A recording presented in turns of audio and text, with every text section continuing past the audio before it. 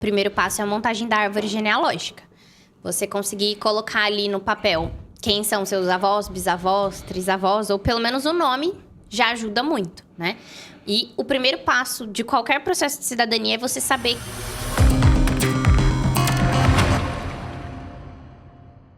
Vamos começar mais um bate-papo jurídico. Hoje eu estou aqui com as senhoras Pamela Pinheiro e Larissa Pianta, elas que são sócias da Pinheiro Cidadania, e o assunto do dia é reconhecimento de nacionalidade espanhola. Se é a sua primeira vez nesse canal, já se inscreve, deixa o seu like e compartilhe este vídeo para que ele alcance mais pessoas.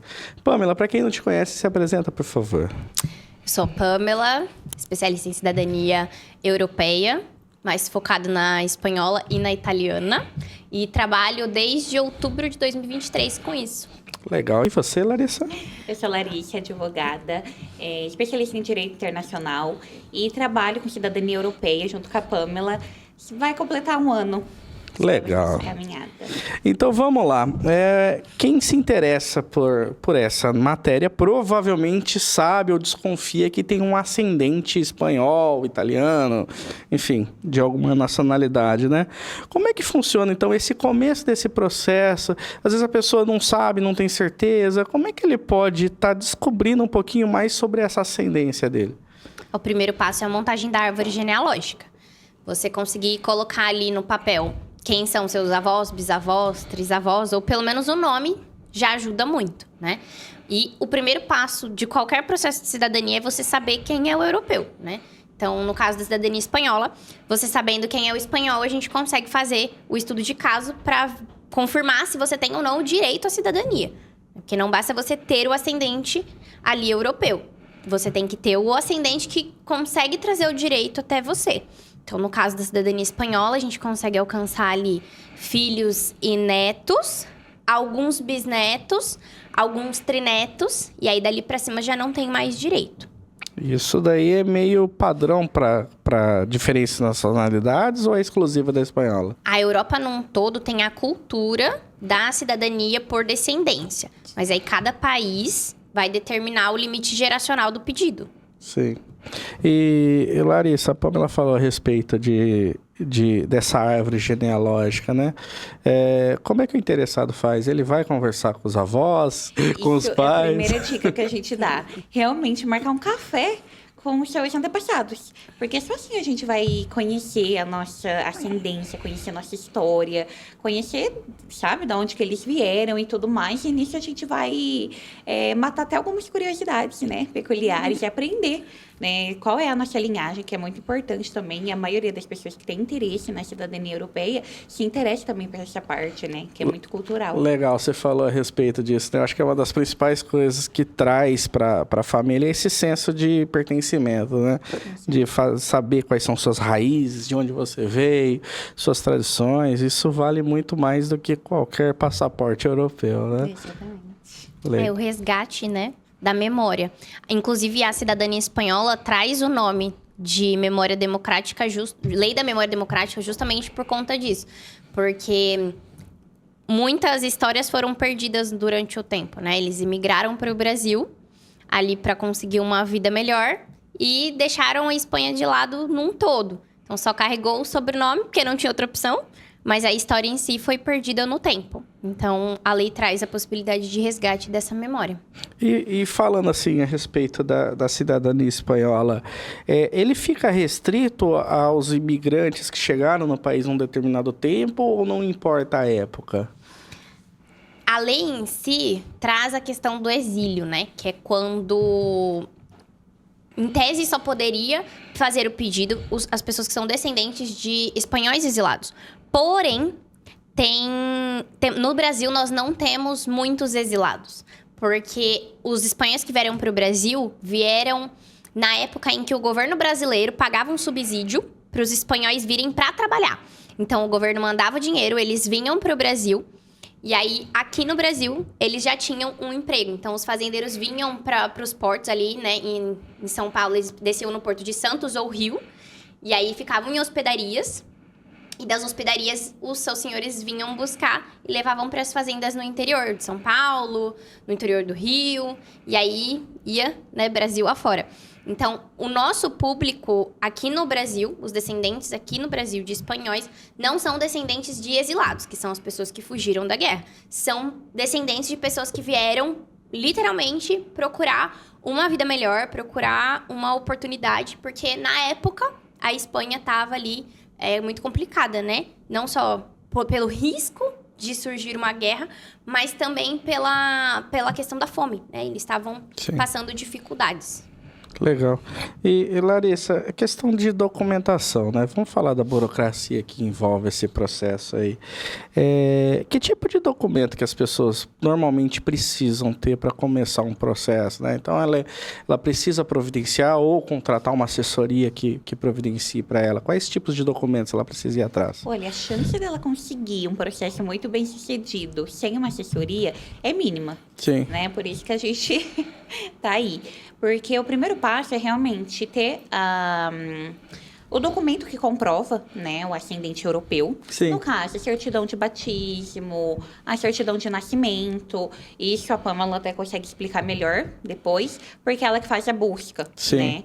E depois, todas as certidões daqui, do Brasil mesmo, dos ascendentes que comprovam filiação, o casamento, né, de ambos. E se for em caso de neto, né, que tem alguns que a gente consegue adaptar, a gente precisa também da certidão de nascimento dos avós e tudo mais. Então, é um leque de documentações bem grande, então, né, que muita gente não sabe. Vamos lá, se eu entendi. Então, a gente tem que buscar os documentos lá na Espanha e trazer também os documentos daqui, os brasileiros, né? Tem que fazer essa combinação dos dois, é isso? A maior dificuldade no processo de cidadania hoje, especificamente, é a localização do documento espanhol. Porque, apesar da lei ter sido aberta pelo governo espanhol, os espanhóis em si não gostam muito dela. Sim. Então, eles dificultam um pouco o envio dos documentos, né? E diferente daqui do Brasil, que a gente tem um sistema CRC, onde a gente consegue pesquisar documentos, né, em todo o Brasil, a Espanha está começando agora a implementar um sistema para auxiliar nisso e para agilizar. Então, até o momento, né, da finalização de implantação desse sistema, todos os contatos são manuais. Então, quando a gente pede um documento, eles literalmente buscam no livro, né?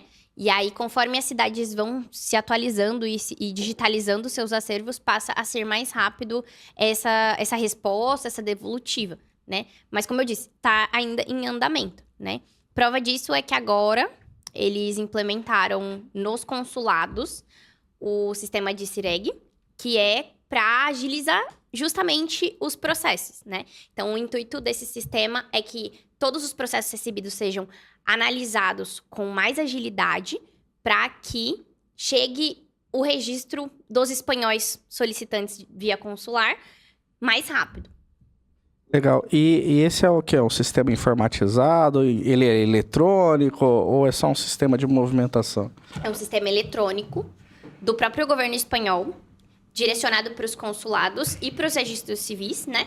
Onde todos os registros são feitos agora direto em sistema e não mais em livros, manualmente. Porque, por incrível que pareça, eles ainda faziam os registros manualmente, escrevendo nas folhinhas. Então, quando a gente pega as certidões de pessoas que tiveram registro há pouco tempo, ainda era por escrito na folha, né? No livro mesmo.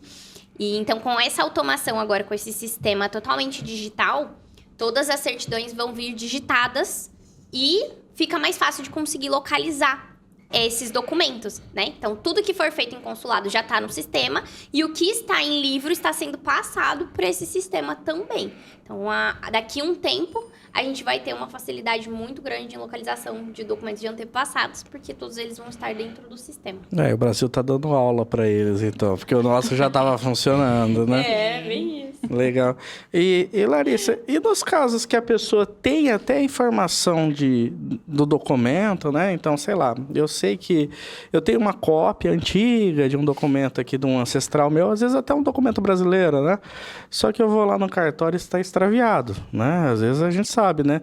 Está falando de livros, de documentos de 100 anos atrás, às vezes, né? Esse documento não existe mais no cartório. O que a gente faz nesse caso? Eu desisto do processo? Como é que é isso? Não, e é muito engraçado que realmente o Brasil ele deu aula, né, no sentido de informatizar. Porém, ainda assim, o CRC, ele não é completo. Sim. Tanto é que tem diversos livros ainda que não foram passados para o CRC e tem diversas cidades que ainda não aderiram ao CRC. Sim. Né? A gente pode ver lá pro Pará, Bahia, todo esse lado, eles ainda não tiveram essa parte de implantar no CRC, então é muito difícil encontrar o livro. Sim. Nisso, a gente precisa fazer uma busca mais detalhada, porque aí a pessoa vai ter que ir lá, livro a livro, e verificar. Na maioria das vezes acha. Só que quando não, porque teve diversos cartórios que já tiveram incêndio, ou que o livro simplesmente sumiu, eles perderam. E não encontra o livro. Nesse caso, a gente tem uma ação, que chama Ação de Restauração de Registro Civil, que a gente consegue entrar com o pedido, se a gente tem os dados, né? Porque geralmente tem as certidões mais antigas. E junta, né, todas as comprovações de que a pessoa nasceu naquele lugar, de que foi registrado lá, só que por alguma razão não tem o livro. A gente entra com essa ação e pede a restauração desse registro civil. Geralmente dá bom, acontece. Aí o juiz consegue suprir, então, isso daí e mandar emitir. Por mais que não tenha todos os dados, igual a gente já teve casos de que não tinha nem o nome do pai, né, do registrado. E mesmo assim, o juiz, ele concedeu, porque mesmo faltando algum dado, a gente conseguiu comprovar que ele tinha nascido lá, de que ele era registrado, inclusive ele era um advogado da cidade, e não tinha no livro. Sim, legal. E outra coisa, né? Talvez seja até uma dúvida que o pessoal tem. Para fazer esse processo, eu preciso saber espanhol ou não? Porque o meu espanhol é bem ruim, eu admito. Não. O processo de cidadania por descendência tem o foco na documentação. Então, eles não querem saber quem é você. Eles querem saber quem é o seu ascendente. Então, todo o processo, toda a montagem do processo é documental. Então, o que importa é o que consta na certidão. E não o que você sabe, ou se você tem antecedentes criminais ou não. Legal. Outra dúvida também que o pessoal deve ter. Precisa morar lá na Espanha? Porque tem alguns países, se eu não me engano, exige você ter uma permanência mínima lá. Esse é um ponto muito importante. Porque pela lei da memória democrática, não. Você não precisa morar lá. Uhum. Mas a lei encerra agora em outubro de 2025. E quem é descendente, né? Sendo filho, netos, bisnetos ou aí alguns trinetos que a gente consegue encaixar na legislação. Se não fizer o pedido antes de outubro, aí sim terá que morar na Espanha durante um período de pelo menos 1 ano para poder, então, solicitar a cidadania por lá. E aí comprovar vínculo, e aí sim vai precisar do inglês, né? Além de comprovar moradia e tudo mais. Outra dúvida que o pessoal inglês não, deve... perdão, espanhol. Além de ter que comprovar a proficiência no espanhol e a moradia. Legal. Outra dúvida que o pessoal deve ter também é com relação à linhagem, né? Se é a linhagem do pai, da mãe ou ambas que dão direito. Porque tem algumas legislações que são mais patriarcais, que restringem um pouquinho quando é o direito que vem da mulher. Existe alguma coisa disso ou não?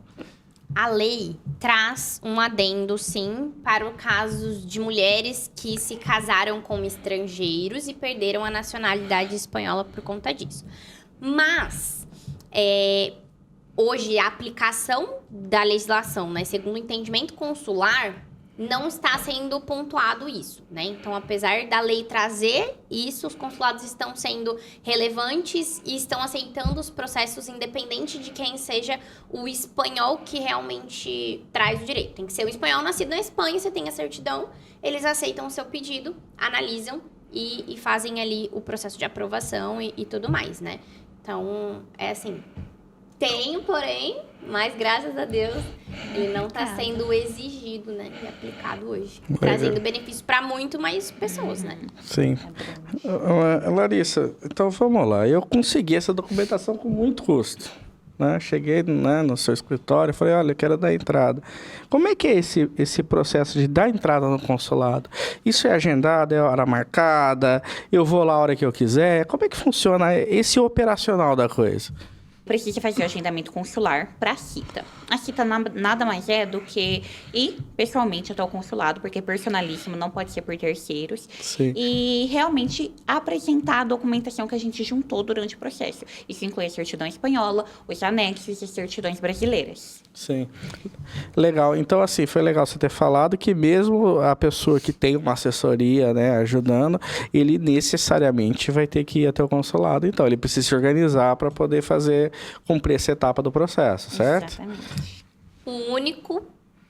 A única etapa que nós não podemos fazer pelos clientes é justamente o protocolo da cita.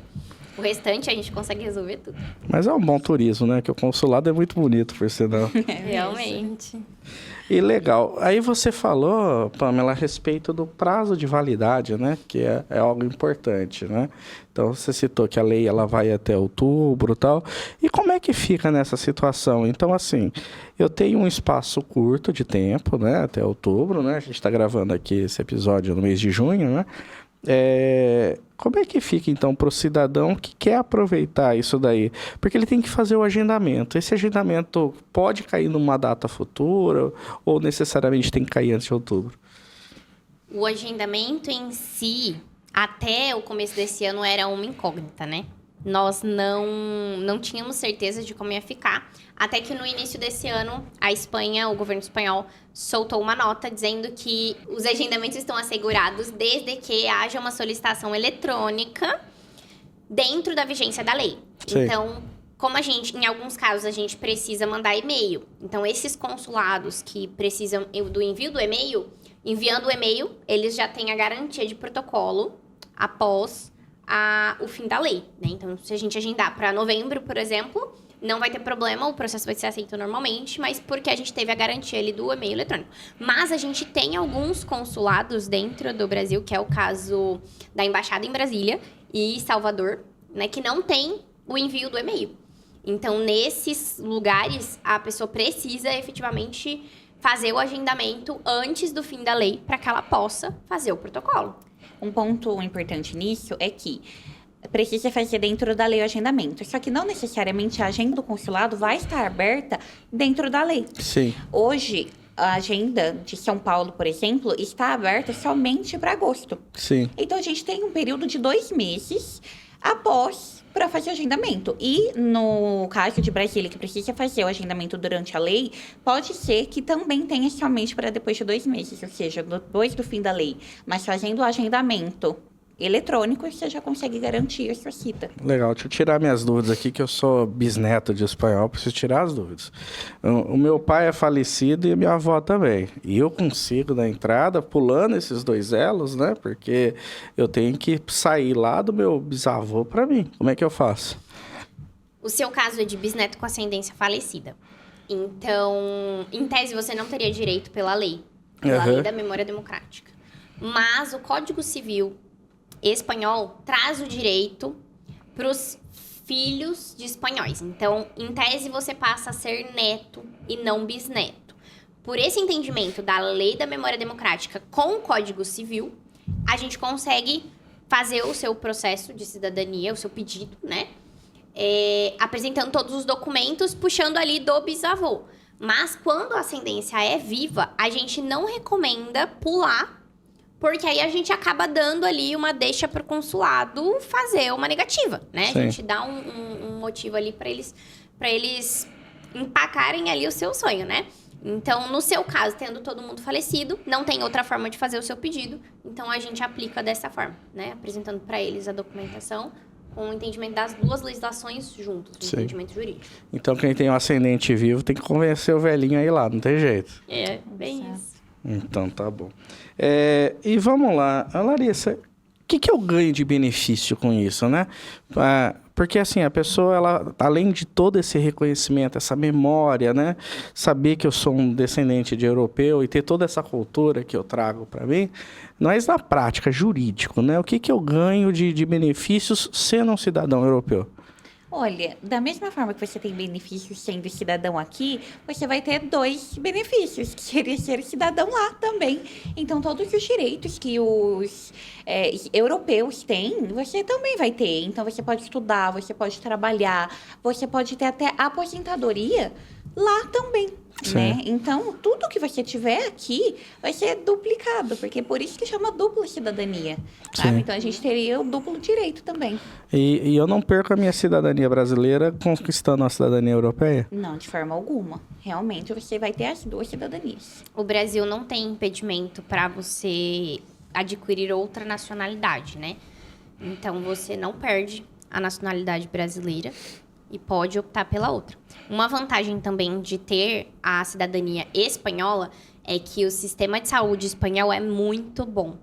Então, se a gente tem um cliente, por exemplo, que procurou a gente e ele tem um filho que tem problemas de saúde sérios ao ponto dele ser cadeirante. Sim. E uma das coisas que ele questionou foi: vou ter acesso à saúde? Sim, vai ter acesso à saúde lá dentro da Espanha e também dentro do grupo europeu, né? Então, se o sistema de saúde brasileiro não está atendendo às suas necessidades, você abre um leque de oportunidades ali para buscar novos tratamentos, novas opiniões médicas de médicos estrangeiros ali dentro da União Europeia.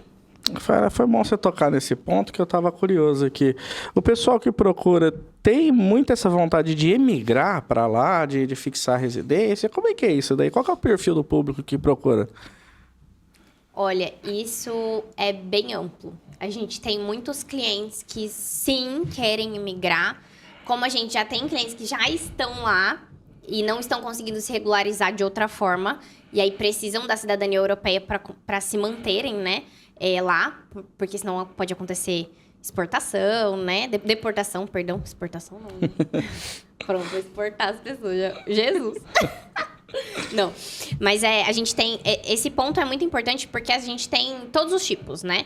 De casos. Então, a gente tem as pessoas que querem realmente migrar, que querem viver uma nova vida fora do Brasil. A gente também tem as pessoas que estão lá e estão precisando se regularizarem para não serem deportadas, né? E a gente também tem pessoas que só querem ter pra ter uma facilidade. Às vezes tem algum filho morando lá, e aí quer ter pra não ficar pegando fila na imigração, né? Sim. Porque tendo um passaporte europeu, você não precisa pegar a fila da imigração lá. Você entra como um cidadão ali, né? Então, você passa direto. Então, acaba agilizando a sua viagem, fica menos burocrático a sua entrada nos outros países, inclusive nos Estados Unidos. Sim. Porque o cidadão europeu, num todo, né? Ele tem ali o direito ao ESTA, que é a autorização eletrônica de entrada nos Estados Unidos. Então, ele não precisa do visto, não precisa fazer aquela entrevista no consulado americano, que corre o risco de ter a negativa e tudo mais. 40 minutos dentro do sistema, geralmente, já tá aprovado o ESTA, você já pode entrar. No geral, facilita a vida da pessoa para um leque de oportunidades, né? Muito grande, inclusive. A gente tem uma cliente que veio conversar comigo que o filho dela tá se formando em medicina e o sonho dele é ser missionário para realmente ajudar as pessoas, né, no âmbito de saúde.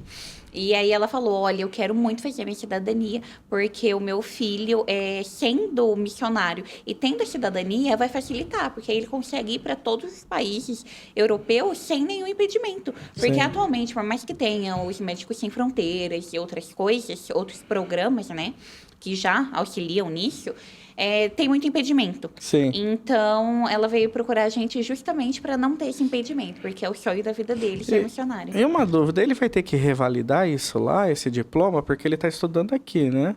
Ele revalida lá, não revalida? Não, como missionário, não. Realmente, ele vai participar dos programas oferecendo, só que ele não vai ter impedimento na hora de imigrar mesmo. Sim. É que, na realidade, são duas vertentes, né? Nessa questão de validação do diploma. Porque ele está indo como missionário, mas ele está prestando o seu atendimento através de um programa brasileiro. Daqui. Então, o vínculo dele está com o Brasil. Ele só precisa de autorização para entrar no país. Sim. Entende? A responsabilidade ainda acaba sendo do governo brasileiro por estar mandando seus médicos para lá. Entendi. Agora, se ele quiser arrumar um emprego dentro da Espanha e exercer a medicina dentro da Espanha, da França, da Itália, da Europa num todo, aí sim ele vai ter que fazer a convalidação desse diploma, se necessário, né, pelo Ministério da Educação do país, eles identificarem que tem alguma matéria ali que ele não foi cursada, aí eles podem pedir que ele curse para poder, né, validar esse diploma. Mas tudo vai depender de qual vertente ele vai seguir. Sendo missionário, então, não. Mas se ele for efetivamente procurar um emprego dentro da Europa, ele vai precisar fazer. Legal. Eu vou tirar outra dúvida que surgiu agora, né? Vou aproveitar, tô tirando todas as minhas dúvidas. Eu tenho um filho, né? Ele tem 19 anos, e daí se eu fizer todo esse processo, qual que é a situação dele? Ele é brasileiro, ele é espanhol automaticamente, e ele precisa fazer o processo dele? Como é que fica a situação dele? Ele precisa fazer o processo porque ele é maior de 18 anos. E ele precisa fazer dentro da vigência da Lei da Memória Democrática. Sendo maior de 18, o pedido dos filhos maiores de 18 é dentro da lei. Então, é a mesma coisa do seu processo. A gente tem que fazer o processo dele igual a gente está fazendo o seu.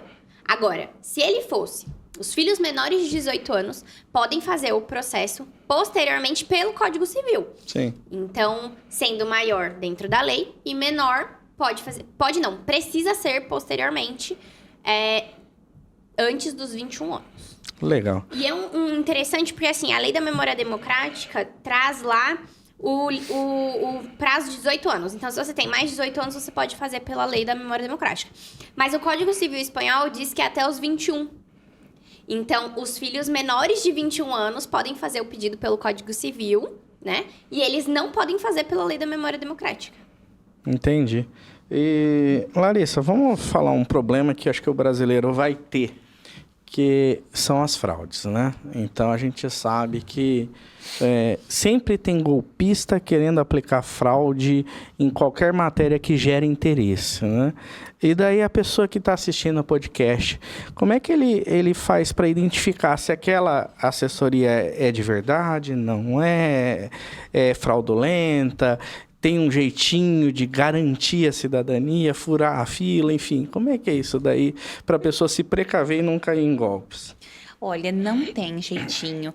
Por mais que a gente conheça aqui o jeitinho brasileiro, lá no consulado, os consulados em geral, ele é a Espanha, né, especificamente da Espanha, aqui no Brasil. Ou seja, não vai ter nenhum jeitinho, não vai ter nem como fraudar, furar fila. Então, tudo que a gente vê que faz essas promessas, né, de vai ser rápido, em 1 ano vai sair seu passaporte, você já pode desconfiar. São formas realmente de desconfiar de que é uma assessoria que está te enganando. Ela não precisa nem necessariamente ser fraudulenta, mas ela vai estar te enganando porque a gente precisa cumprir todas as exigências do consulado. E, atualmente, o processo está demorando de 2 a 3 anos. E eu faço, né, o acompanhamento no consulado de São Paulo e eu escuto isso muito na fila. Não, a minha advogada falou que em menos de 1 ano vai sair o meu passaporte. E eu não consigo nem chegar e falar, olha, sinto te informar, mas isso é uma mentira. Só que, realmente, tem muitas assessorias que prometem o que elas não conseguem nem cumprir. Então, é uma forma de você identificar que é falso. Legal. E eu tô com uma dúvida agora, mas não é da espanhola, é da italiana. Eu vi um monte de notícia falando que mudaram a lei, que ninguém mais vai conseguir agora o reconhecimento. E vamos lá. O que é verdade e o que é mentira? Realmente mudou, não mudou? Dá para conseguir, não dá? Como é que tá a situação da cidadania italiana, por curiosidade? A cidadania italiana hoje é uma incógnita para todo mundo, né? Porque o decreto-lei que surgiu agora realmente foi aprovado e nele há a restrição, né? O limite geracional definido ali de filhos e netos. Então, em tese, né? Somente os filhos e netos passariam a ter direito ao pedido à cidadania italiana de agora em diante. Porém, a previsão do direito é desde o nascimento. Ele é definido pela Constituição Federal Italiana. Sim. Então, esse decreto-lei é considerado inconstitucional, apesar de ter sido aprovado. E é por isso que a gente continua defendendo que todos continuam tendo direito. Porque a lei que foi aprovada está abaixo da Constituição. Sim. Ela não pode falar que o direito da Constituição, que é uma lei maior, foi revogado. Sim. Né? Para que esse direito fosse revogado, teria que ter sido feita a alteração da Constituição. Sim. Né? E não simplesmente fazer uma lei ali e dizer, olha, não tem mais o direito e pronto. Então, em cima desse entendimento jurídico, a gente continua defendendo o direito dos nossos clientes, dizendo, olha, mesmo com essa aprovação, com essa lei em vigor, você continua tendo seu direito garantido. E esse é um ponto que tem trazido muito desconforto para as pessoas, porque eles acham que isso é uma promessa de assessoria para ganhar dinheiro. E na realidade não é. É um entendimento jurídico. Então, se você sabe como funciona o ordenamento jurídico, você sabe que a lei não pode passar por cima de um direito maior que é a Constituição de um país. E eles têm um direito relativamente parecido com o nosso nessa questão de ter uma origem latina, né? Então, tudo é escrito, tudo certinho, né? Então, a gente que é do direito, a gente consegue avaliar com um pouquinho mais de tranquilidade e ver que está errado, né? E vamos lá, ainda sobre a italiana, né? Que é outra dúvida, que eu tenho um sócio que ele é italiano, então ele sabe mais ou menos e a gente troca ideia. É obrigatório entrar com processo, ou melhor, era obrigatório, agora se tornará obrigatório entrar com processo judicial? Como é que ficou essa questão, então? Agora, a única forma de fazer o pedido é pela via judicial. Primeiro porque eles tiraram a via consular, né? Esse decreto-lei aprovado excluiu a possibilidade do pedido via consulado e determinou a criação de um novo órgão dentro de Roma. Porém, a previsão de finalização da estruturação e criação desse órgão é para daqui a 1 ano. Então, nesse período de 1 ano, as pessoas que estavam ali aguardando na fila há mais de 10 anos simplesmente ficaram sem respaldo, né? Sem auxílio. Eles vão ter que aguardar a criação desse órgão para saber como vai ser o andamento. Então, a única forma hoje de apresentar o pedido vai ficar aí sendo pela via judicial até a finalização desse ponto do órgão, né? E eles falam que esse processo, esse período, ficaram suspensos. Todos esses processos. Sim. E tem algum tipo de prazo prescricional, por falar nisso, dentro dessas questões ou não? Do tipo, se eu não... Igual, por exemplo, você mencionou que o direito do espanhol, ele vai até os 18 anos pela lei, depois da lei pelo Código Civil vai até o 21 e etc. Dentro da cidadania italiana, tem alguma coisa nesse sentido? Não. A legislação italiana não traz nenhum tipo de prazo para pedido da cidadania, né? Para reconhecimento da cidadania. Ela não traz nenhum prazo, mas ela tem uma outra legislação que diz que o seu direito precisa ser analisado em até 2 anos. Então, depois da entrada do seu pedido, o governo italiano tem 2 anos para te dar uma resposta sobre o seu pedido.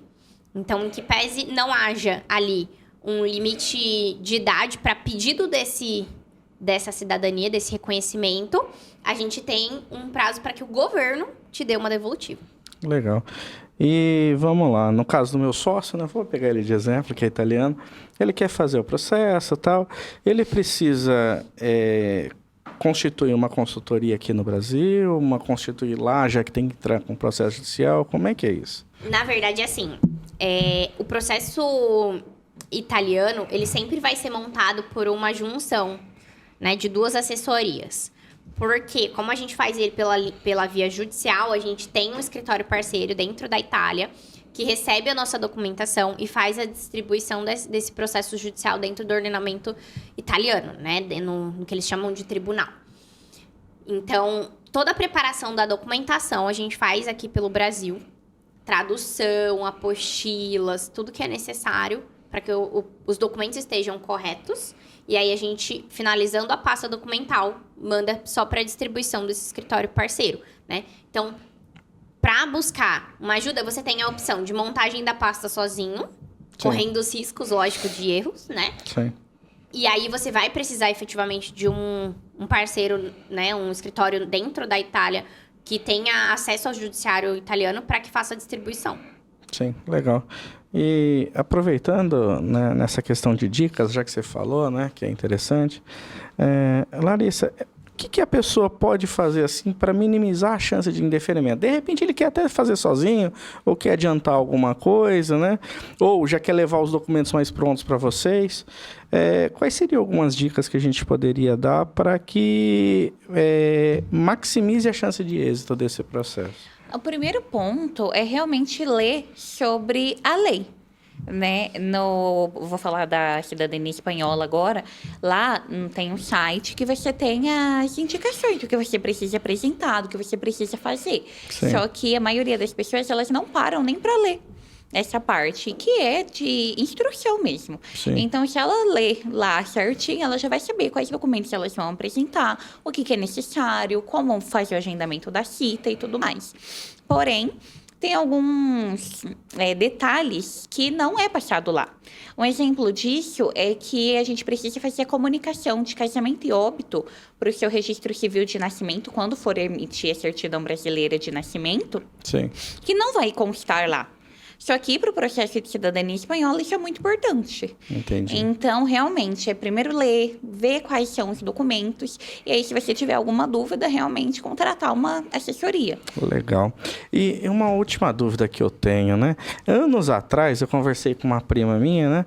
Sobre cidadania espanhola. Ela falou que a gente não conseguia. Era impossível. Impossível. Ela falou, Rafa, você que é... A gente que é bisneto, a gente não tem esse direito. Vamos lá. Essa oportunidade da lei democrática é uma última janela ou o que ela falou no passado era errado e eu deveria já ter ido atrás? Como é que é isso daí? Não era mentira. Realmente era assim, né? Essa é a segunda vez que a Espanha abre uma lei específica para pedido de reconhecimento de cidadania espanhola para quem não mora na Espanha, né? Porque você morando dentro da Espanha, você pode fazer o pedido. Mas a primeira vez foi em 2007, que abriu. E aí, agora, 2022, abriu uma nova lei, né?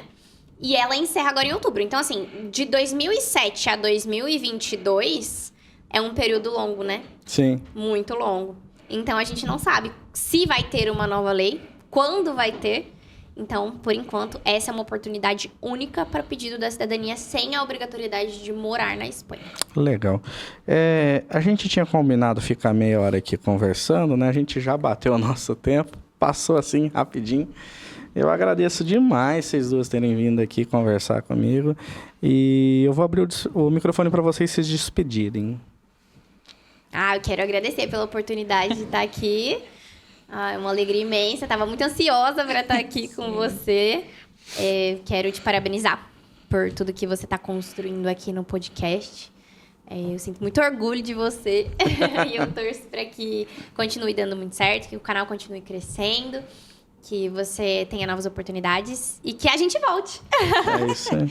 É isso, Rafa. Muito obrigada pela oportunidade. A gente fica muito feliz de compartilhar o que a gente faz, né? De compartilhar nosso dia a dia, instruir cada vez mais as pessoas. Mas fico muito feliz também de ver o que você está fazendo, que isso realmente é um propósito lindo, né? De instruir as outras pessoas, não só na nossa área, mas em todas as áreas. E é muito edificante realmente assistir todos os seus podcasts. Legal. Então é isso. Por hoje é só. Siga as nossas redes sociais, se inscreve neste canal, acompanhe o nosso trabalho e até o próximo episódio.